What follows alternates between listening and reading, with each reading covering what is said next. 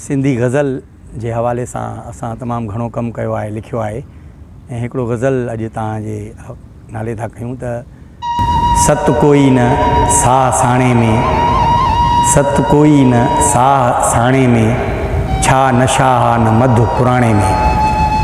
प्यार पथराणियूं पियो ॻोल्हे, प्यार पथराणियूं पियो ॻोल्हे, ख्वाब रहिजी विया विहाणे में। ऐं थक सारा वया लही पहुची, थक सारा वया लही पहुची, तुंहिंजे अखड़ियुनि जे आजियाणे में।